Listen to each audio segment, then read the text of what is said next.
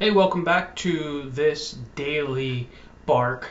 And you can see we're working on the Daily Bark Studios, the Black Dog Studios here. And just a little, every day doing something new. Um, so I was talking to my friend Kevin, and Kevin asked a question. He deals with music and worship and things like that.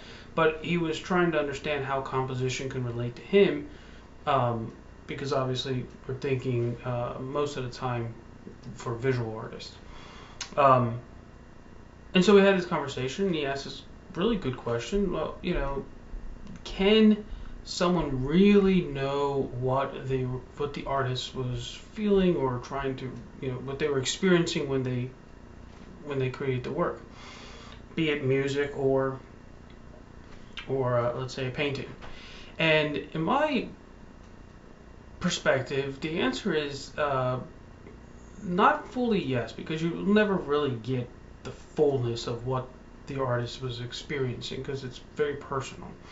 But if the artist moves into composition and becomes really, really good at composing, then yes, it's like listening to music. Um, it can bring you into that place. You listen to a really good tune, and boom, it starts triggering memories and all kinds of stuff. So, um, but as a composer, they set out with an idea, and they want to move you through this piece, both, like I said, music or a work of art, like a painting. And so, my stance on um, is art objective or is it subjective? For many, many years, I've tackled this question. I've tried to explore it. And what I find is that when you have a debate or a conversation on art, dealing with artists, making art, no one wins. And the reason why is because we've been cultured in such a way that we become very, very sensitive, and it's very personal. And so, because of that emotionalism that's wrapped around in the artist's experience, art becomes very subjective. So it is what it is, and I can paint a dog jumping over the fence, but if you see a cow sleeping under a tree, well, then that's what it is, and so it's all relative. Um, and so I've learned over the years just to try to stay out of that conversation. So here at the Academy, what we do is we don't focus on art or artists. We even try not to use those words very much, okay? We focus on composition and composers. And so when you approach a work of art, be it music or visual, um, and you approach the composition of that work, well, that's a whole nother story. And yes, you can be very objective. It's either effective or it's not. It's doing what it was set out to do or it's not. So every line, bottom line is it's either going to contribute to your story, right, or the meaning of a piece or the sensation that it is that you're trying to communicate. So every line is either going to contribute to it or contaminate it. Okay, every space, every shape is going to contribute to the story or it's going to contaminate that story. Every value and temperature is going to contribute to it or it's going to contaminate it. So you can see, for example, as I'm going through this video process, I'm beginning to compose my environment. I'm wearing a dark shirt, although next week I'll probably have a little bit of a lighter shirt, probably a little bit of a blue with the little logo ching on it.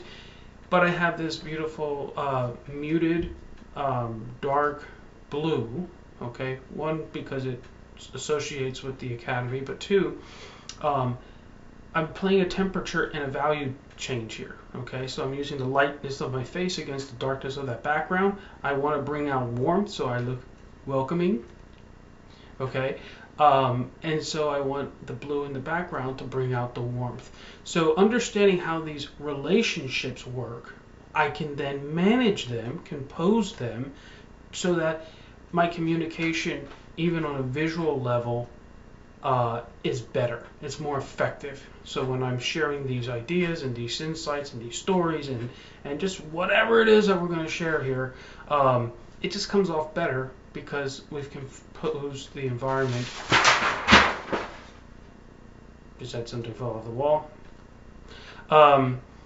So we're composing the environment to work better, okay? So yes, when you're speaking about art, it's very emotional and it's very subjective. And if you want to be wise, don't even go into that lion's cage, okay? If you want to have a serious critique, serious debate, a serious conversation, okay, with an artist, move them from thinking about art to composition, and then what I found is the gates open and people, yes, there's a little paint, and people are very, very willing to open up and have a conversation. And it's strange because their sensitivity goes down. They actually become very appreciative because you're having an intelligent conversation. This is not working. And it's not because it doesn't feel right to me. It's because it doesn't work, you know. If I want to move your eye here, right, into this, let's say, I don't know. If I want you to see this pen, okay, and if I have my finger is a line and it's pointing down here, well, now you're looking at this part of my finger. So if I want you to look at the top of that, then I am going to align that like so, okay? So this is effective, this is not effective. And that's basically it. So yes, when we deal with composition, we deal with objective things, okay?